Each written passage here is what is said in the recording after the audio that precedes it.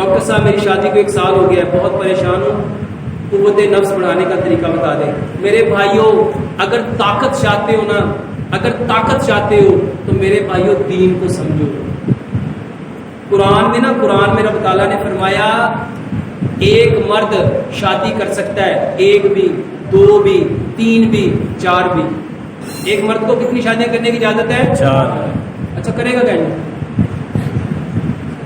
ایتھے ایک نہیں نبڑن دئی تو 4 کتوں کرے گا؟ میرے بھائیوں جب وہ نبی صلی اللہ علیہ وآلہ وسلم کے طریقے پہ آئے گا نا 4 بھی کرے گا۔ اب کبھی سوچو پیارے پیغمبر جناب محمد صلی اللہ علیہ وآلہ وسلم کشتے کھاتے تھے یا وہ ایسی چیزیں کھاتے تھے کہ جس کا اہتمام؟ ان کے گھر میں تو چولہا نہیں جلتا تھا۔ پیارے پیغمبر جناب محمد صلی اللہ علیہ وآلہ وسلم کے گھر میں تو کئی دن واقع ہوتا تھا۔ تو میرے بھائیوں کی طاقتیں کہاں تھیں اور کہاں سے آتی تھی؟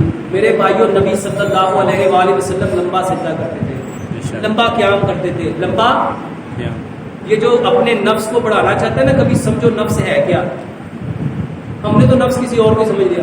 میرے بھائیوں یہ جو اندر کا نفس ہے نا، جو بندہ قیام میں 5 منٹ کھڑا نہیں ہو سکتا وہ کسی کے سامنے کیا کھڑا ہوگا؟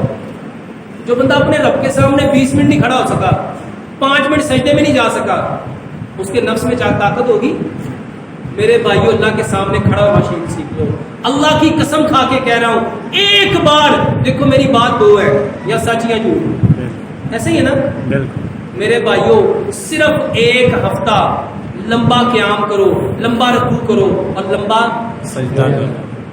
اور پیارے پیغمبر جناب محمد یہی کیا کرتے تھے اور یہ سب سے بہترین علاج ہے۔